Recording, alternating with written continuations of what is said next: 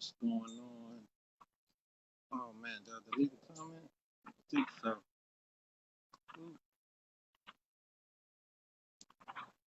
trying to just give us some stuff to cover, discuss during this live. If y'all got some questions, whatever, post them in the comment section. I'm over here struggling. Hold on. I guess it didn't all the way post. Mm. Hey, little doggy.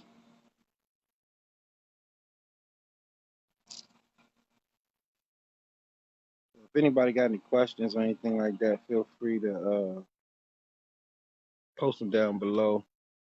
I have posted the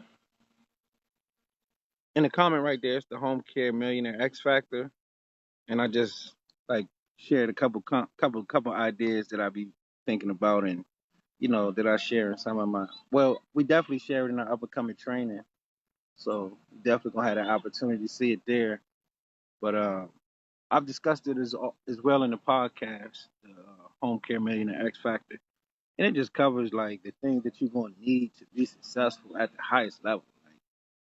Like you can tiptoe into the game. You know what I mean? Like you can take your time and slowly enter the business, just entrepreneurship period. Or you can slowly go in, or you could go in hard, heavy, hot and fast and strong and serious. You can do that as well. So um, it's just a numbers thing. It's about numbers. The more people you interact with, the higher your chances are meet new people that got home care needs, and that's it. So the more clients, the more people you reach out to, more relevant organizations you reach out to. Um, the smarter just more smarter and targeted that your marketing is directed to, and your campaigns are directed to, and the more consistent they are, all of those numbers create more opportunities for you in the long term. So that's what's you know these are some of the things you can think about when you're going into that space. But if you guys have questions besides this is fine. This is just my home care thoughts on it, but it can easily be leveraged into um the assisted living business. But what people don't, I think a lot of people think about the assisted living stuff is that um it's hard to get clients. It's totally different. Like it's a lot of clients. It's a lot of people out here looking for beds when it comes to home care. I mean assisted living. And there's more people than it is beds. So you're never gonna really run into the problem of vacancies. Not long. Even in this type of situation, it's still not a big deal because um, it's just so many. The demand is just so high. So, but in home care, you got to stay diligent. You got to stay focused. You got to stay marketing every day, every week, every month. You know, and you got to be setting up referrals. You got to be doing, building your networks and stuff like that. But if comments anything, feel free to post them below. But I feel like this was like a bad time to go live. It's all nice outside, and I ain't got many people checking in with me today, so I'm not gonna be on here long. If anything, I'm gonna probably um jump on Instagram live after this and see if they're gonna get some people over there. But yeah, that's it. You know,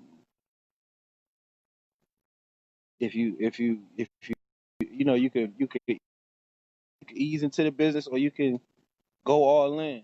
And all in gonna get you the highest results, the best results. Tiptoeing in, you feel like you're doing something, but you're really not. You really got to make a strong impact in your marketplace. You got to really create some, create some buzz and create some momentum, early on. Um, so yeah, that's that. You got to do those things. Happy belated birthday, thanks, Cynthia. Um, I mean, it's a decision you got to make. Like I said, it's a numbers game. If y'all just checking in, I probably sound like I'm rambling because it's like it just went from like a little bit of people now, more people just popped in. But um, if y'all got any questions, I was just kind of discussing the difference between, when you're getting started, the difference between easing into it or going all in, just diving all the way in and, really,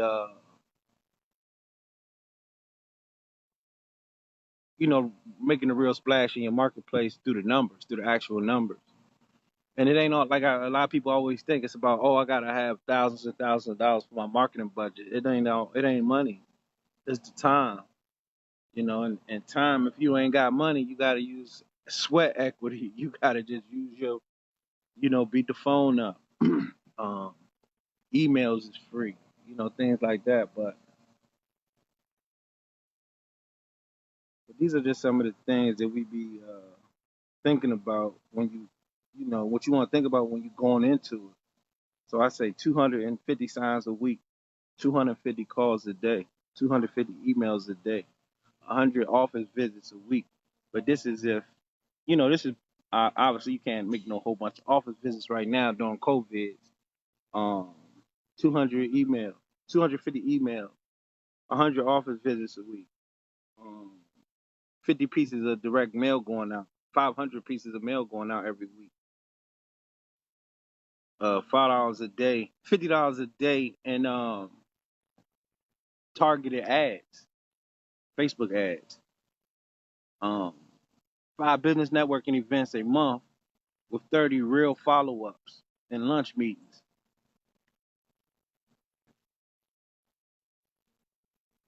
So 30 cross-marketing media posts per day. So what is that?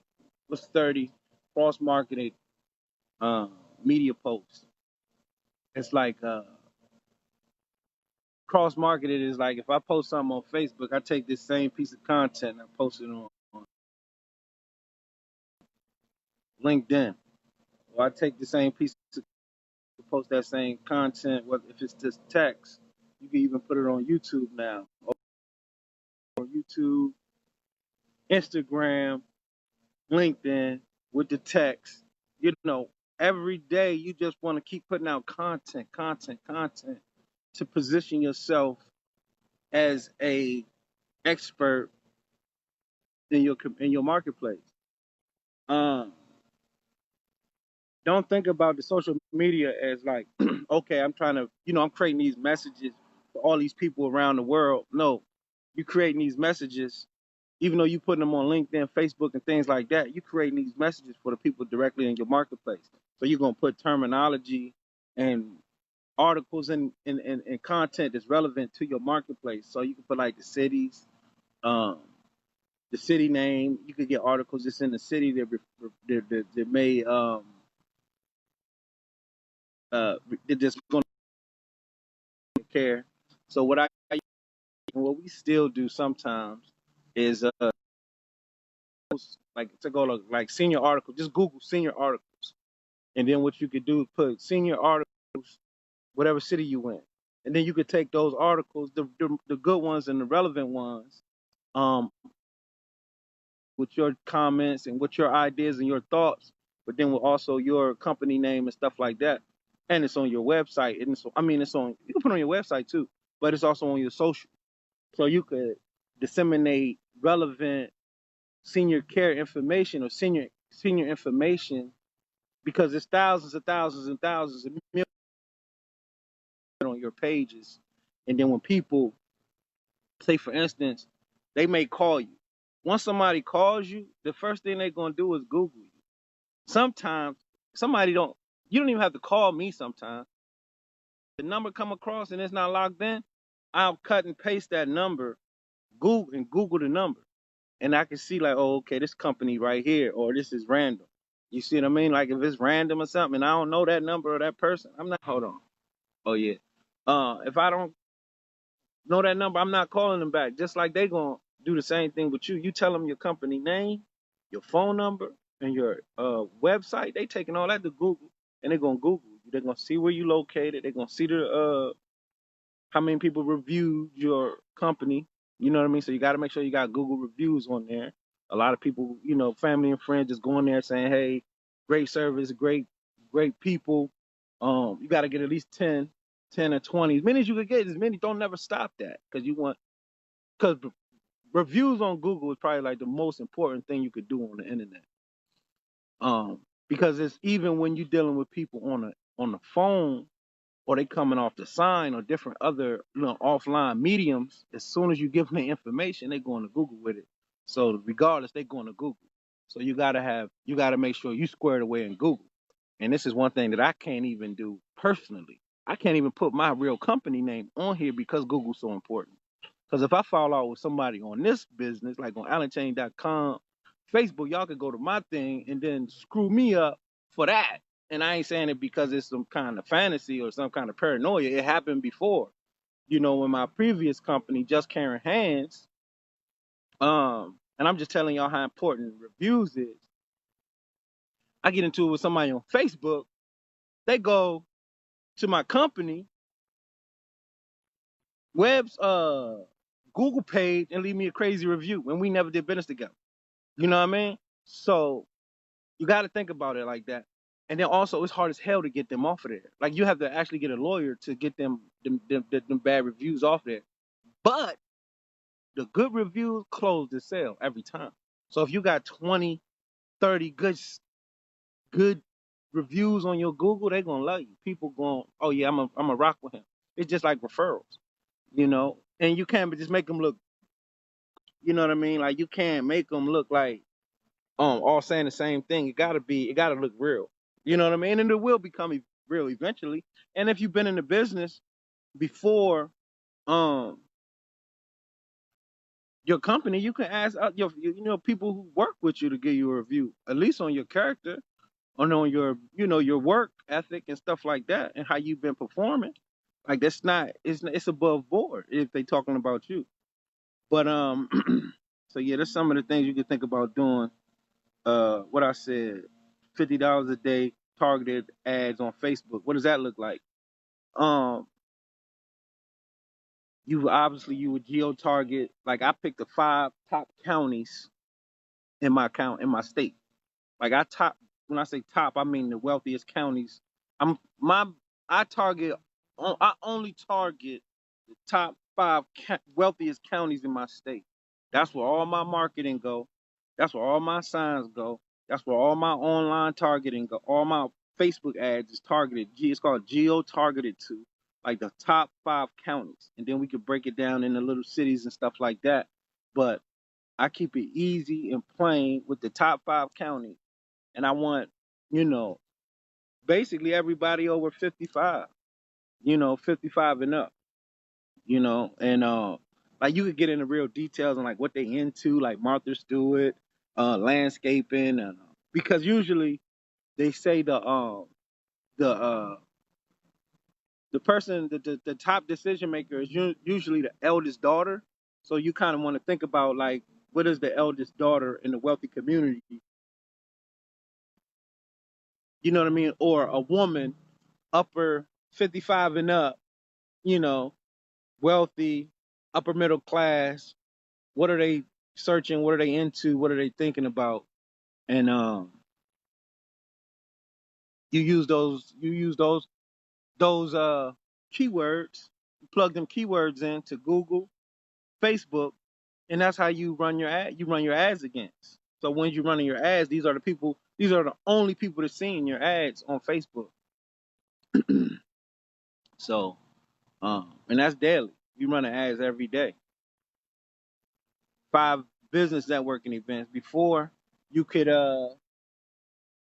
before COVID, and I keep saying before COVID, but people was figuring it out. So just like you could have went to um what I said, 5 networking events a month, You can still jump on Zoom networking events because it's all kind of Zoom networking events online.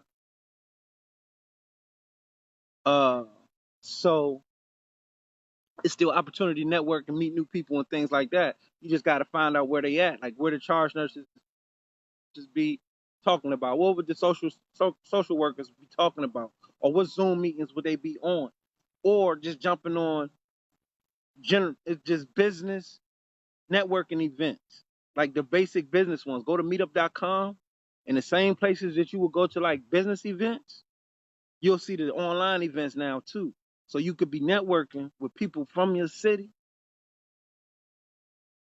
on Meetup virtually. You see what I'm saying? So it's still going to pay off dividends in the future because they from your market, because they had that meetup.com is local. It was initially designed to meet people in public, physical meetings. But because of the COVID, they converted to like they focusing a little bit more online, but the people are still local. And what's the purpose of going into these networking events anyway? It's who's there.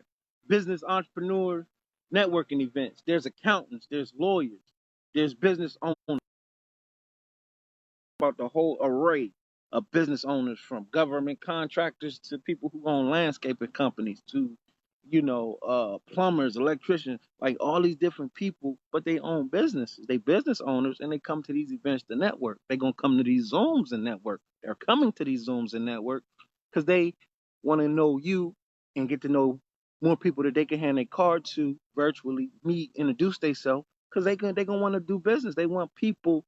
Business people's job is to network and interact with other business people so you can continually grow your business. Just like it's an employee's job to take his ass to work every day, punch the clock, do whatever he got to do. That's the CEO, more so than anything, is building an environment that the company can grow and scale.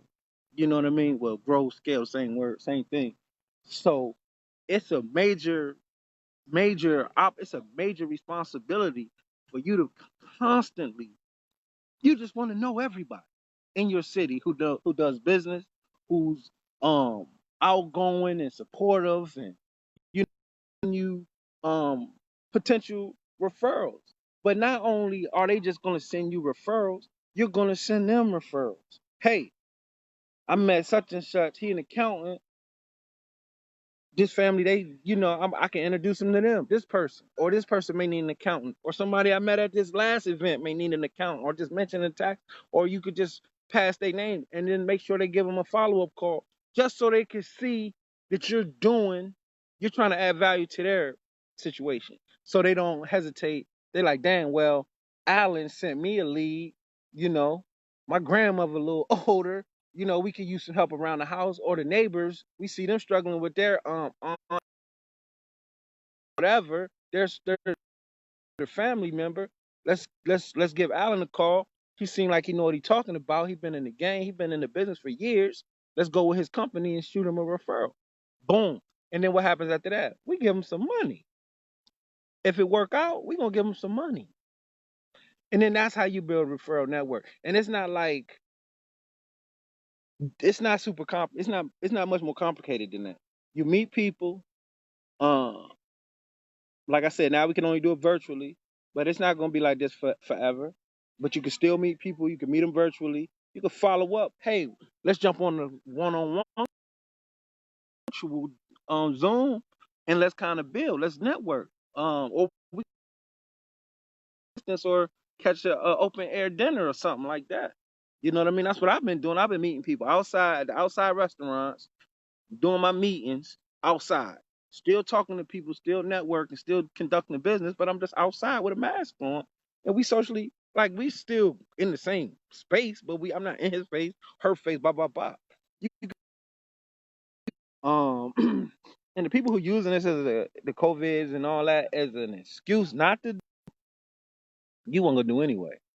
So you just need an excuse to lose. But the people who don't let COVID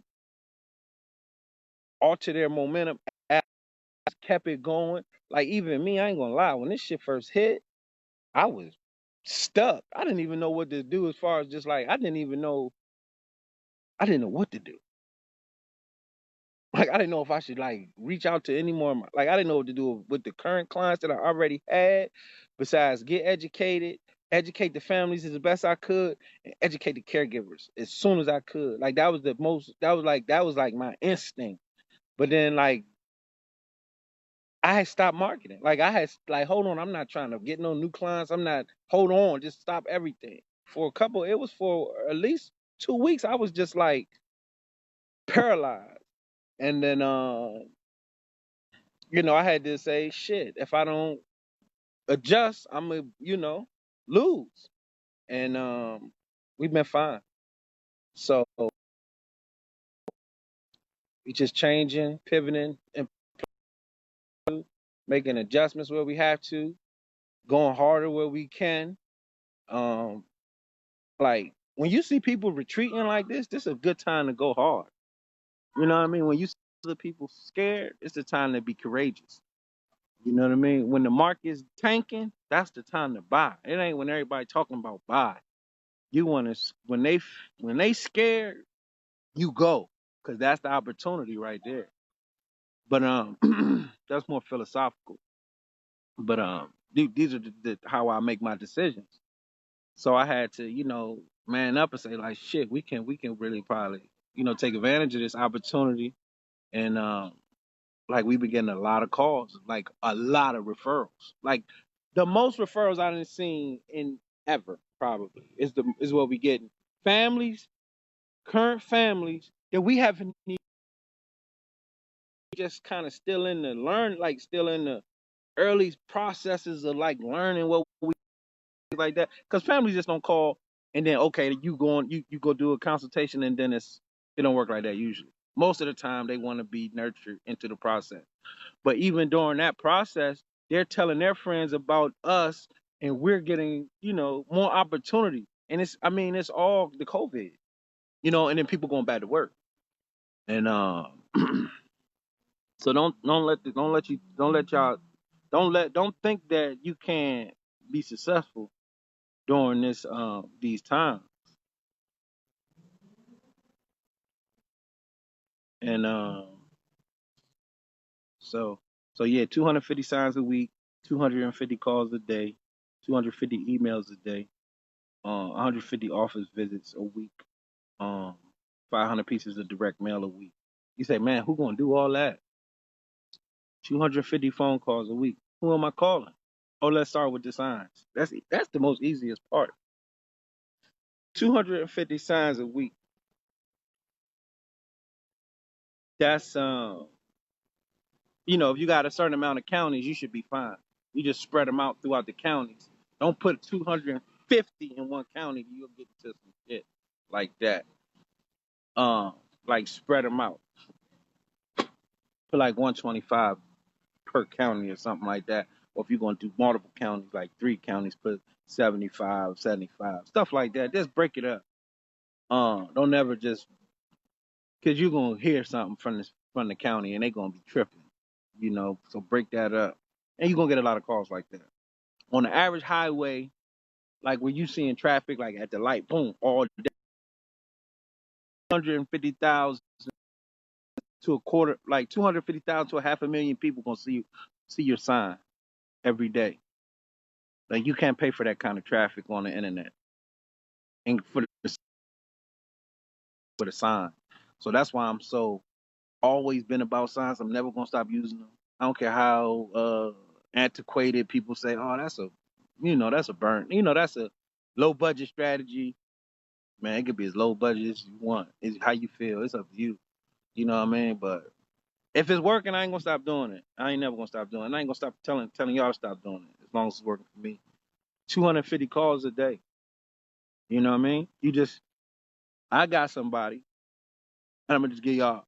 I went on Fiverr, found somebody. She's from the Virgin Islands. She got a little accent, so we tested her. Um, and she make 400 calls a day from the Virgin Islands. and we do not pay her hourly, American hourly prices.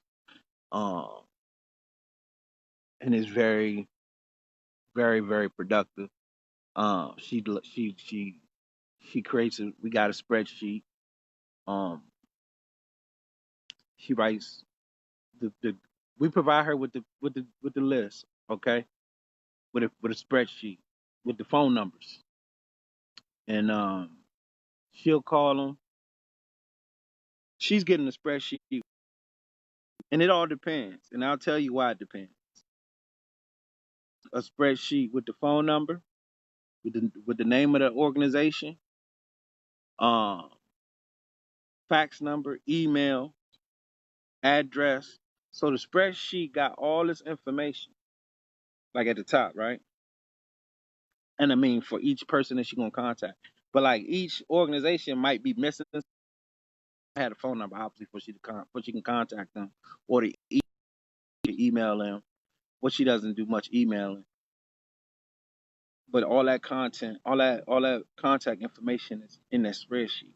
So what she's doing, we just give her a script, give her the list. She Ferrari, uh she calls them and then leaves notes. So like at the end of the column, I don't know, one is one the column and then the other one is something different. I don't know. There's on the Excel, she'll leave the notes. She spoke to um uh who's the follow up person, what's the next step, like everything that we asked her, on her script, it'll be in there. And that's how we continue to make calls every day. And what those calls do, Ray Kelly. Hold on, my daughter. It's Saturday. Um, what happens is we got all every day. So that means we got all this activity and all these different people knowing more and more and more and more about us, what we do. She's part of the meaningful relationship development with the community liaison who goes out into the community. Once these, once there's an actual uh, meeting with a what you say, quote unquote, decision maker, now we can send the community liaison out there to do like a presentation. You know what I mean? And these are this is what she's trying to create. The lady in Jamaica, the Jamaican lady in the Caribbean, she's Jamaican. Uh, she's that's what she's trying to do when she's making these calls. That's the goal of the calls, and just trying to get as many say yes. And it's a numbers game, as you can see. If we got you know um, hundreds and hundreds of calls going out, you know, 30, 40, 50 good follow-ups will be come from that daily, weekly, monthly, stuff like that. So, um, like I talked about in the previous video, it's multiple ways to get the list that we target for that particular for the calls. When you see me say, "Oh, make 250 calls a day," you like this Negro crazy. But it's all systems, man. It's all thought out. It ain't just me on the internet who I'm calling. It's people that you actually want to call. I talked about it on the other video on how to get those lists. You go to your county websites. They got the county websites. They got all the hospitals in in your state. They got all the assisted livings in your state. They got all the home health care services in your state. They got all the assisted livings in your state, and all these different organizations in your state. They have like, if they're licensed, they have to have some kind of state required certification. They're public record. So you take that information, which could be in the thousands, break it up, and then find somebody on Fiverr, on freelancer.com to make those calls for you. You know what I mean? You find somebody to make those calls for you. And not spending no whole bunch of money. You know what I mean? You can't pay nobody American prices to do it. It just ain't gonna make sense to you at that level. You know, this early in the process. But Damn, I'm starting to get a pollen. Starting to get to me. So, uh,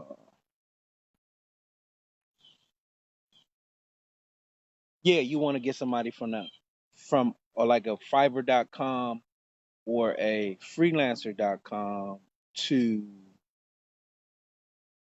make your calls, and you try to get them at, you know, the lowest rate you can get them. I mean, I didn't, you could get calls made for $2 an hour. How many calls they can make in an hour? You feel me? You do it a couple times, you go through the process, you learn to figure it out, so you know how many calls they're gonna be able to make in an hour, and then you be like, okay, will you pay? Well, we'll pay you for this. So, man, not everybody want a message. So that's it. I didn't really get any questions today, which is cool. I ain't tripping either way. I just wanted to jump on here and help y'all out, see if I could give y'all some great information. I'm gonna run it back for the people who wasn't able to see the whole thing, and from the beginning, cause yeah, we had started, then people had dropped off, jumped on, stuff like that. So I'm gonna let y'all go enjoy y'all the remainder of y'all's evening, Saturday afternoon, evening, and have a good next week, man. Have a productive um and oh, it's a holiday weekend. Boom. Enjoy y'all's weekend, man. Stay safe, stay socially distant, keep that mask on, and give them 6 feet, man.